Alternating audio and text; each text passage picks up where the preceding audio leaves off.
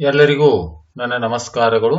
ಕರ್ನಾಟಕ ಶಾಲಾ ಪರೀಕ್ಷೆ ಮತ್ತು ಮೌಲ್ಯ ನಿರ್ಣಯ ಮಂಡಳಿ ಈಗಾಗಲೇ 8ನೇ ತರಗತಿಗೆ ಈಗಾಗಲೇ ಮಾದರಿ ಪ್ರಶ್ನೆ ಪತ್ರಿಕೆಯನ್ನ ಅಂದರೆ ಮಾದರಿ ಪ್ರಶ್ನೋತ್ತರ ಪರೀಕ್ಷೆನ ಈಗಾಗಲೇ ಇಲಾಖೆಯಿಂದ ಬಿಡುಗಡೆ ಮಾಡಲಾಗಿತ್ತು.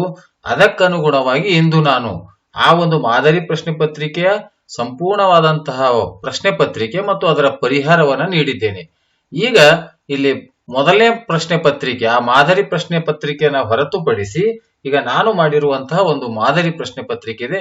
ನಿರಂತರವಾಗಿ ಈ ರೀತಿಯಾದಂತಹ 8ನೇ ತರಗತಿಯ ಮೌಲ್ಯಾಂಕನ ಮಾರ್ಚ್ 2024ರ ಮಾದರಿ ಪ್ರಶ್ನೋತ್ತರ ಪತ್ರಿಕೆಯನ್ನ ನಿರಂತರವಾಗಿ ಸುಮಾರು ಒಂದು 10 ಪ್ರಶ್ನೆ ಪತ್ರಿಕೆಗಳನ್ನು ನಾನು ಮಾಡ್ತಾ ಇದ್ದೇನೆ. ಹಾಗಾಗಿ ಇಂದು ಮಾಡಿರುವಂತಹ ವಿಡಿಯೋ ತರಗತಿ 8ನೇ, ಇಲ್ಲಿ ವಿಷಯ ಗಣಿತ ಕನ್ನಡ ಮಾಧ್ಯಮ, ಅಂಕಗಳು 50 ಮತ್ತು ಸಮಯ 2 ಗಂಟೆ 30 ನಿಮಿಷ ಅನ್ನುವಂಥದ್ದು. 8ನೇ ತರಗತಿ ಗಣಿತ ವಿಷಯಕ್ಕೆ ಸಂಬಂಧಪಟ್ಟಿರುವಂತಹ ಮೌಲ್ಯಾಂಕನ ಮಾರ್ಚ್ 2024ರ ಮಾದರಿ ಪ್ರಶ್ನೆ ಪತ್ರಿಕೆಗಳನ್ನ ಈಗ ನೋಡೋಣ. ಮೊದಲನೇ ಪ್ರಶ್ನೆಯಿಂದ ಪ್ರಾರಂಭಿಸೋಣ. ಒಂದನೇದ್ದು, ಕೆಳಗಿನ ಪ್ರಶ್ನೆಗಳಿಗೆ ಅಪೂರ್ಣ ಹೇಳಿಕೆಗಳಿಗೆ 4 ಪರ್ಯಾಯಗಳನ್ನು ನೀಡಲಾಗಿದೆ. ಅವುಗಳಲ್ಲಿ ಅತ್ಯಂತ ಸೂಕ್ತವಾದನ್ನು ಆರಿಸಿ ಕ್ರಮಾಕ್ಷರದೊಡನೆ ಬರೆಯಿರಿ ಅಂತ. ಮೊದಲನೇ ಪ್ರಶ್ನೆ, 2 ಭಾಗಲಬ್ಧ ಸಂಖ್ಯೆಗಳ ಗುಣಲಬ್ಧವು ಯಾವಾಗಲೂ ಭಾಗಲಬ್ಧ ಸಂಖ್ಯೆನೇ ಆಗಿರುತ್ತದೆ. 1 ಅಂಕದ ಎಲ್ಲ ಪ್ರಶ್ನೆಗಳಿಗೆ ನಾನು ಉತ್ತರವನ್ನು ನೀಡ್ತಾ ಇದ್ದೀನಿ. ಉಳಿದ ಪ್ರಶ್ನೆಗಳಿಗೆ ತಾವು ಉತ್ತರವನ್ನು ಬಿಡಿಸಿ ಅಂತ ಹೇಳುತ್ತಾ, ಮತ್ತು ಈ ಒಂದು ಮಾದರಿ ಪ್ರಶ್ನೆ ಪತ್ರಿಕೆಯನ್ನ ಈ ವಿಡಿಯೋದ ಡಿಸ್ಕ್ರಿಪ್ಷನ್ ಬಾಕ್ಸ್ ನಲ್ಲಿ ಕೊಟ್ಟಿರ್ತೀನಿ, ಅದನ್ನು ತಾವು ಡೌನ್ಲೋಡ್ ಕೂಡ ಮಾಡ್ಕೊಳ್ಬಹುದು ಅಂತ. ಇನ್ನು ಭಾಗಲಬ್ಧ ಸಂಖ್ಯೆಗಳ ಗುಣಾಕಾರದ ಅನನ್ಯತೆ ಅಂಶ ಯಾವುದು ಅಂದ್ರೆ 1 ಅಂತಕ್ಕಂಥ. ಪೂರ್ಣ ವರ್ಗ ಸಂಖ್ಯೆಗಳಲ್ಲಿ ಬಿಡಿ ಸ್ಥಾನದಲ್ಲಿ ಇಲ್ಲದೆ ಇರುವ ಅಂಕಿ, ಬಿಡಿ ಸ್ಥಾನದಲ್ಲಿ ಯಾವುದೇ ಒಂದು ಪೂರ್ಣ ವರ್ಗದ ಬಿಡಿ ಸ್ಥಾನದಲ್ಲಿ ಇಲ್ಲದೆ ಇರುವಂತಹ ಅಂಕಿ ಯಾವುದು ಅಂದ್ರೆ ಅದು 8 ಅಂತ. x - 2 = 7 ಆದ್ರೆ x ನ ಬೆಲೆ ಎಷ್ಟು ಅಂತ ಕೇಳಿದ್ರೆ x = -7, ಆ ಕಡೆ ಹೋದ್ರೆ +2 ಆಗುತ್ತೆ. -2 ಬಲಭಾಗದಲ್ಲಿ ಹೋದಾಗ +2 ಆಯ್ತು. 7 + 2 ಅಂದ್ರೆ 9. ಹಾಗಾಗಿ 4ನೇ ಪ್ರಶ್ನೆಗೆ ಸರಿಯಾದ ಉತ್ತರ ಬಿ ಅಂತ. 4p ಮತ್ತು 0, 0ಗೆ ಯಾವುದೇ ತೇನು ತೆಗೆದುಕೊಂಡು ಗುಣಾಕಾರ ಮಾಡಿದ್ರು ಉತ್ತರ 0 ಬರುತ್ತೆ. ಹಾಗೆ 4p ಮತ್ತು 0ಗಳ ಗುಣಲಬ್ಧ ಯಾವಾಗಲೂ 0ನೇ ಆಗುತ್ತೆ ಅಂದ್ರೆ 5ನೇ ಪ್ರಶ್ನೆಗೆ ಸರಿಯಾದ ಉತ್ತರ ಸಿ, ಇದು 0. ಇನ್ನು 6ನೇ ಪ್ರಶ್ನೆ, ಒಂದು ಕೆಲಸವನ್ನ ಮಾಡಲು ಕೆಲಸಗಾರರ ಸಂಖ್ಯೆ ಹೆಚ್ಚಾದಂತೆ ಆ ಕೆಲಸವನ್ನು ಮುಗಿಸಲು ತೆಗೆದುಕೊಳ್ಳುವ ಅವಧಿಯು ಕಡಿಮೆಯಾಗುತ್ತದೆ, ಸಮಯ ಕಡಿಮೆಯಾಗುತ್ತದೆ ಅಥವಾ ದಿನಗಳು ಕಡಿಮೆಯಾಗುತ್ತವೆ. ಕೆಲಸಗಾರರ ಸಂಖ್ಯೆ ಹೆಚ್ಚಾದಂತೆ ದಿನಗಳು ಕಡಿಮೆಯಾಗುತ್ತದೆ. ಇದು ಯಾವುದು ಅಂತಕ್ಕಂಥ. ನೇರ ಅನುಪಾತ, ವಿಲೋಮಾನುಪಾತ, ಎ ಅಥವಾ ಬಿ ಅಂದ್ರೆ 2 ಅಥವಾ ಮೇಲಿನ ಯಾವುದು ಅಲ್ಲ ಅಂದ್ರೆ ಇದು. ಒಂದು ಹೆಚ್ಚಾದಂತೆ ಇನ್ನೊಂದು ಕಡಿಮೆ ಏನಾಗುತ್ತೆ ಅಲ್ಲ, ಅದನ್ನ ವಿಲೋಮಾನುಪಾತ ಅಂತ ಕರಿತೀವಿ. 6ನೇ ಪ್ರಶ್ನೆಗೆ ಬಿ ಇದು ಸರಿಯಾದ ಉತ್ತರ. ಇನ್ನು 7ನೇ ಪ್ರಶ್ನೆ, ಒಂದು ದಾಳವನ್ನು ಎಸೆದಾಗ ಮೇಲ್ಮುಖವಾಗಿ ಬರುವ ಸಂಖ್ಯೆ 6ಕ್ಕಿಂತ ಹೆಚ್ಚು ಇರುವ ಘಟನೆಯ ಸಂಭವನೀಯತೆ. ಒಂದು ದಾಳದಲ್ಲಿ ಇರುವಂತದ್ದು ಗರಿಷ್ಠ 1ರಿಂದ 6ರವರೆಗೆ ಮಾತ್ರ ನಂಬರ್ಗಳನ್ನ ಇರುತ್ತೆ. ದಾಳ ಅಂದ್ರೆ 6 ಮುಖಗಳಿದ್ದು ಅದರ ಮೇಲೆ ಬರೆದಿರುವಂತಹ ಸಂಖ್ಯೆಗಳು 1ರಿಂದ 6 ಮಾತ್ರ ಇರುತ್ತೆ. ಹಾಗಾಗಿ ಬರುವ ಸಂಖ್ಯೆ 6ಕ್ಕಿಂತ ಹೆಚ್ಚು ಬರುವುದು ಅಂದ್ರೆ 6ಕ್ಕಿಂತ ಹೆಚ್ಚು ಇಲ್ಲ ಅಂದ್ರೆ ಬರ್ಲಿಕ್ಕೆ ಸಾಧ್ಯ ಇಲ್ಲ. ಹಾಗಾಗಿ ಇದು ಅಸಂಭವ ಘಟನೆಯ ಸಂಭವನೀಯತೆ ಎಷ್ಟಾಗಿರುತ್ತೆ? 0 ಅನ್ನುವಂತ ಉತ್ತರ 7ನೇ ಪ್ರಶ್ನೆಗೆ ಡಿ ಇದು ಸರಿಯಾದಂತ ಉತ್ತರ. ಇನ್ನು ಷಡ್ಭುಜ ಆಕೃತಿಯಲ್ಲಿ ಇರುವ ಬಾಹುಗಳ ಸಂಖ್ಯೆ, ಹೆಸರು ಹೇಳುವಂತೆ ಇದರಲ್ಲಿ ಇರುವಂತಹ ಬಾಹುಗಳ ಸಂಖ್ಯೆ ಎಷ್ಟಿರುತ್ತೆ? 6 ಅನ್ನುವಂಥದ್ದು ಸಿ ಇದು ಸರಿಯಾದಂತ ಉತ್ತರ. ಇನ್ನ ಆಯತ ಘನದಲ್ಲಿರುವ ಮುಖಗಳ ಸಂಖ್ಯೆ, ಶೃಂಗಗಳ ಸಂಖ್ಯೆ ಮತ್ತು ಅಂಚುಗಳ ಸಂಖ್ಯೆಯನ್ನ ಕ್ರಮವಾಗಿ ಅಂತ ಹೇಳಿದರೆ, ಒಂದು ಆಯತ ಘನದಲ್ಲಿರುವ ಮುಖಗಳು ಎಷ್ಟಿರುತ್ತವೆ? 6 ಇರುತ್ತವೆ.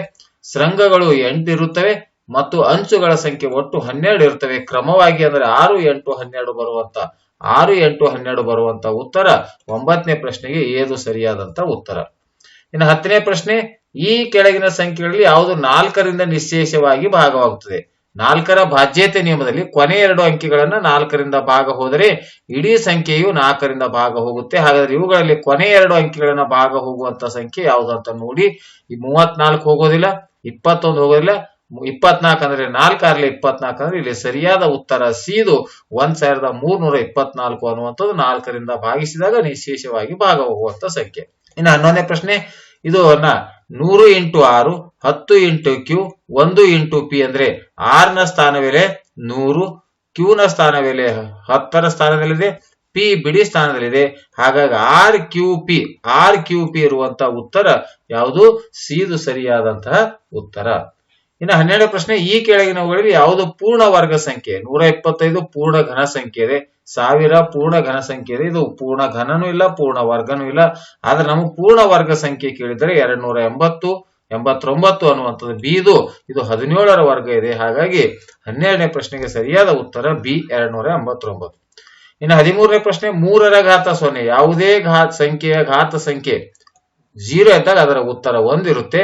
ಮತ್ತು 0ಯ ಘಾತ 5 ಅಂದ್ರೆ 0ಯನ್ನು 5 ಬಾರಿ ಗುಣಿಸಿದಾಗ ಅದು 0ನೇ ಆಗುತ್ತೆ.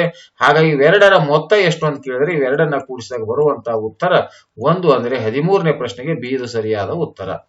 ಇನ್ನು 25% ಅನುಪಾತದಲ್ಲಿ ಬರೆದಾಗ 25% ಅಂದ್ರೆ ಅದನ್ನ 25/100, 25 ಒಂದಲೇ 25 4 1/4 ಅಂದ್ರೆ ಅದು 1:4 ಅನ್ನುವಂಥದ್ದು ಸರಿಯಾದ ಉತ್ತರ. 14ನೇ ಪ್ರಶ್ನೆಗೆ ಡಿ ಇದು ಸರಿಯಾದಂತ ಉತ್ತರ.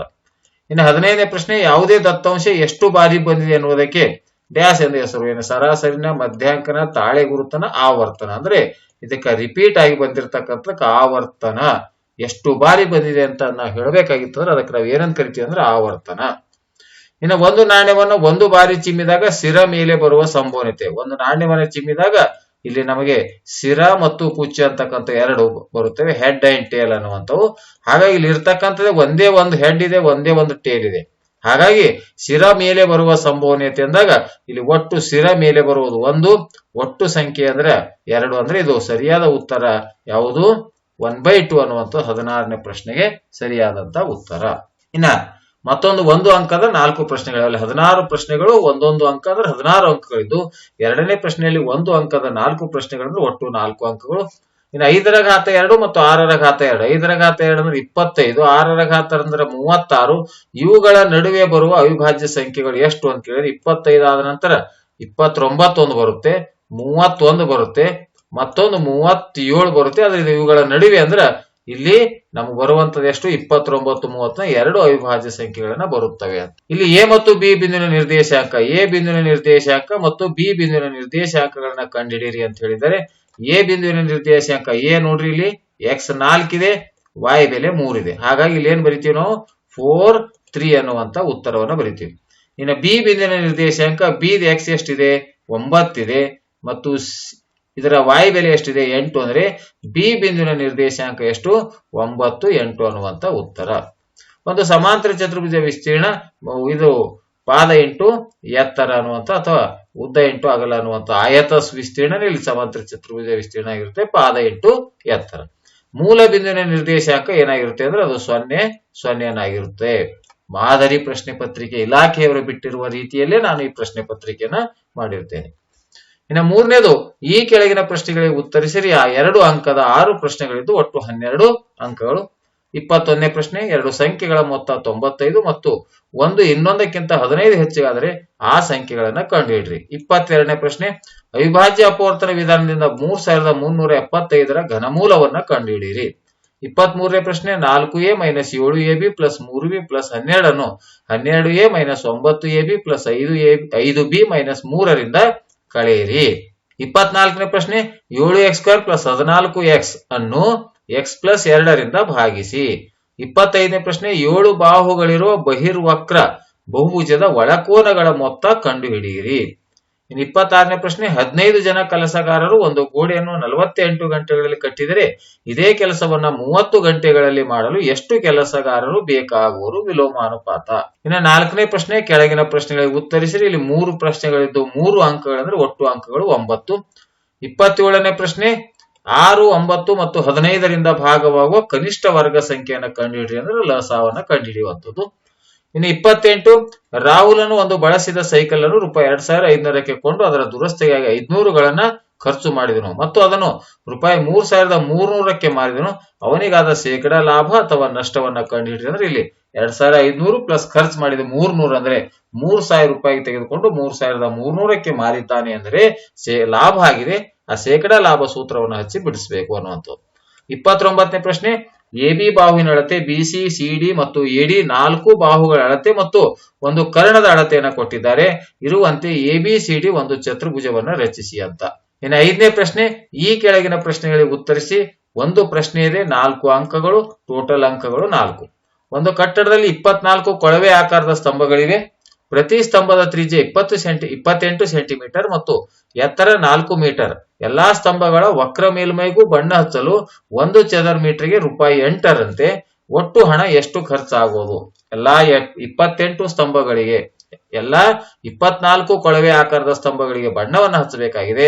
ಅವುಗಳ ಪಾರ್ಶ್ವ ಮೇಲ್ಮೈ ವಿಸ್ತೀರ್ಣವನ್ನು ಕಂಡು ಹಿಡಿದು ಒಟ್ಟು 24 ಕೊಳವೆಗಳ ಪಾರ್ಶ್ವ ಮೇಲ್ಮೈ ವಿಸ್ತೀರ್ಣ ಲೆಕ್ಕಾಚಾರ ಮಾಡಿ 1 ಚದರ ಮೀಟರ್ಗೆ ₹8 ಆದ್ರೆ ಒಟ್ಟು ವಿಸ್ತೀರ್ಣಕ್ಕೆ ಎಷ್ಟು ಅಂತ ಲೆಕ್ಕಾಚಾರವನ್ನು ಮಾಡುವಂತದ್ದು. ಇನ್ನು ಕೊನೆಯ ಪ್ರಶ್ನೆ, ಈ ಕೆಳಗಿನ ಪ್ರಶ್ನೆಗಳಿಗೆ ಉತ್ತರಿಸಿರಿ. 5 ಅಂಕಗಳು. ಒಂದು ಪ್ರಶ್ನೆಯದ್ದು ಒಟ್ಟು ಅಂಕಗಳು 5. ಒಂದು ನಿರ್ದಿಷ್ಟ ದಿನದಂದು ಒಂದು ಬೇಕರಿಯ ವಿವಿಧ ಖಾದ್ಯಗಳ ಮಾರಾಟವನ್ನು ರೂಪಾಯಿಗಳಲ್ಲಿ ಕೆಳಗೆ ಕಾಣಿಸಿದೆ. ಈ ಮಾಹಿತಿಗೆ ಪೈ ನಕ್ಷೆಯನ್ನು ಎಳೆಯಿರಿ. ಖಾದ್ಯ: ಸಾಧಾರಣ ಬ್ರೆಡ್, ಫ್ರೂಟ್ ಬ್ರೆಡ್, ಕೇಕ್, ಬಿಸ್ಕತ್ಗಳು ಮತ್ತು ಇತರೆ. ಮಾರಾಟ ರೂಪಾಯಿಗಳಲ್ಲಿ ₹370, ₹80, ₹160, ₹120, ₹40. ಈ ಒಂದು ಮಾಹಿತಿಗೆ ನಾವು ಏನ್ ಮಾಡ್ಬೇಕಾಗಿದೆ ಅಂದ್ರೆ ಇಲ್ಲಿ ಪೈ ನಕ್ಷೆಯನ್ನ ಎಳೆಯಿರಿ ಅನ್ನುವಂತಹ ಪ್ರಶ್ನೆಯನ್ನ ಕೊಡಲಾಗಿದೆ. ಆದ್ಮೇಲೆ ಈ ರೀತಿಯಾಗಿ ನಿರಂತರವಾಗಿ ಈ ಒಂದು 5, 8 ಮತ್ತು 9ನೇ ತರಗತಿಗಳಿಗೆ ನಿರಂತರವಾಗಿ ಮಾದರಿ ಪ್ರಶ್ನೆ ಪತ್ರಿಕೆಗಳನ್ನ ವಿಡಿಯೋವನ್ನ ಮಾಡ್ತಾ ಇದ್ದೇನೆ.